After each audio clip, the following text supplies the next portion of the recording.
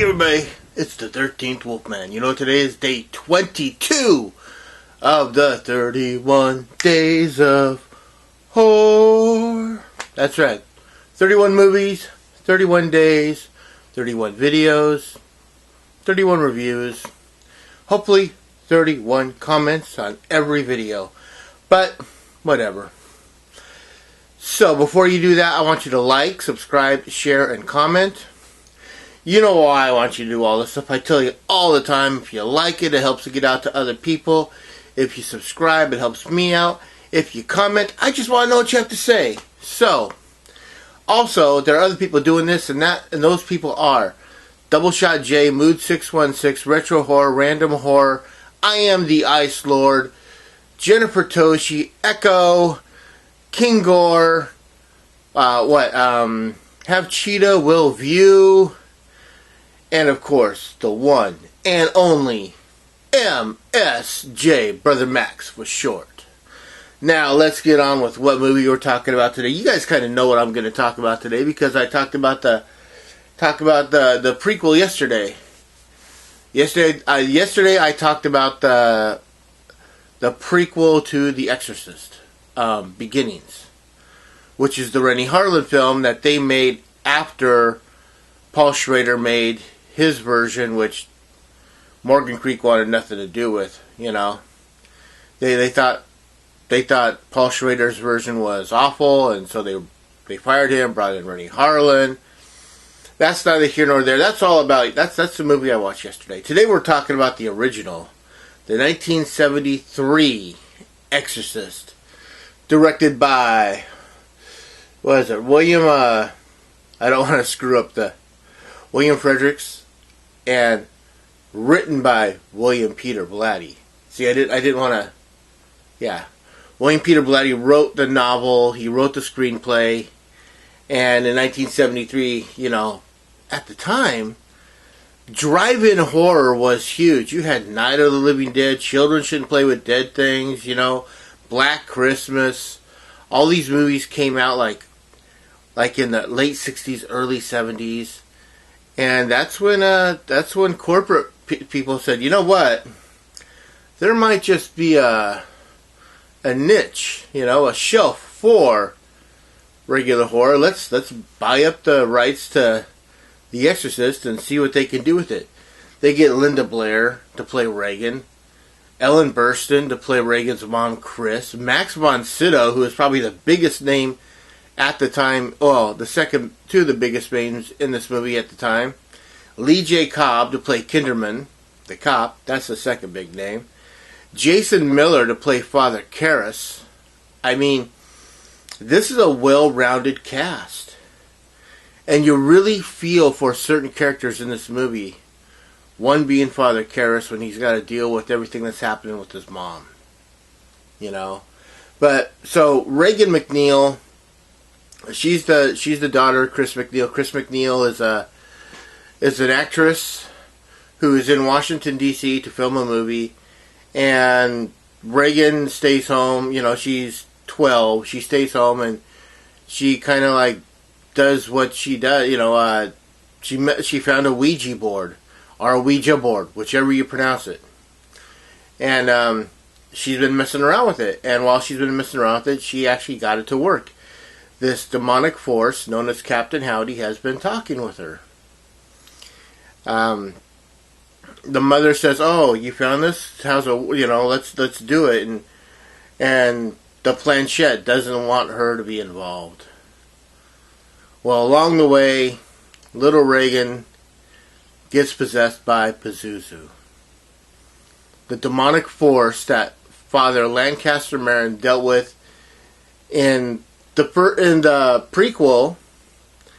And he comes across it in the very beginning of this movie. Again, it's northern Iraq now.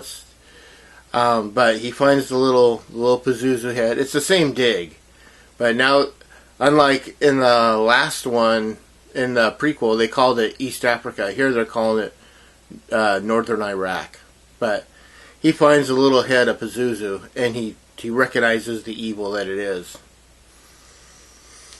Reagan is having a hard time. The people don't believe that she's possessed. She goes to doctors. Doctors are like, oh, she's got a lesion in her head. And they do all these CAT scans and EEGs and everything, and they can't find anything.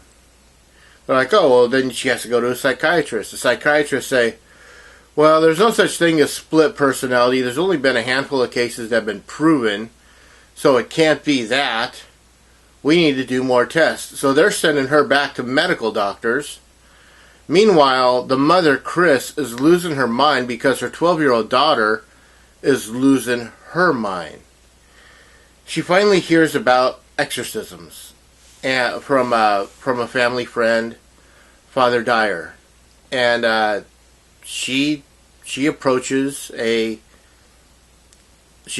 priest, Father Karras, and says, look, this is what's going on. I need you to at least look at it. He's like, I can't do exorcisms. I'm not trained. But I will come take a look at your daughter. And after a while, he realizes that this isn't something that's being faked. This isn't something that's a hoax. You know, the bed is moving. The girl knows stuff about his mother. You know, I mean, just certain things that are just making him feel uneasy. So he goes to the higher-ups. The higher-ups say, well, we'll take a look at it. And they send Father Marin in. Father Marin's dealt with this evil before. Father Marin is an exorcist. And from there on, you know, everything just gets tense. Now, I watched the original version of this movie. In fact, I watched the version I saw in 1973. When I was 6 years old, my mom took me and my brother and herself to the movie. She wanted to see this movie. She took her two little kids, you know, 6 and 9, to go see The Exorcist. Didn't freak me out one bit. But I wasn't raised in a highly religious family. And I honestly believe that people that were raised in highly religious families get affected differently by watching this film.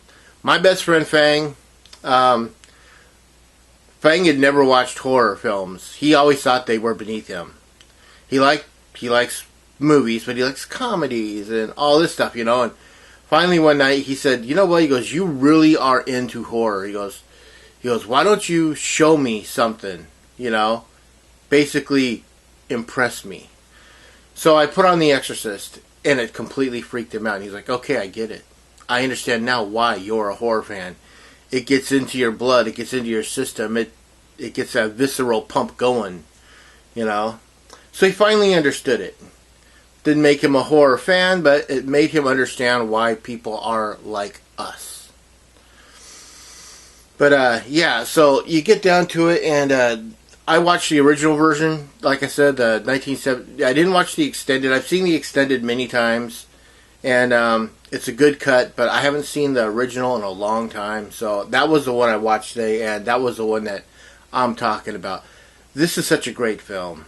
I mean, you just can't have a better showdown. But I mean, you got many foes throughout the decades, you know, that were going up against one another. Batman and the Joker. James Bond and Blofeld. You know, here we have good and evil. The devil and God himself.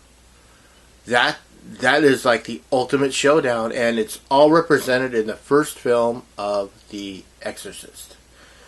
I really like this movie. It's one of my favorite films. I just love the way it unfolds. It seems slow at the beginning, and I think that's what a lot of people are like. They're like, man, this movie's boring. No, man, you got to really sit down and just absorb everything that's going on in this movie to really get it. And at least that's the way I feel. You know, as always, that's pretty much it. I don't have much more to say about this other than Linda Blair should have got an Oscar for this movie. She's a freaky little girl. But yeah, like I was saying, that's all I have to say about it. As always, please do me the favor of like, subscribing, and sharing. And yeah, I'm the 13th Wolfman, and I'm on the prowl.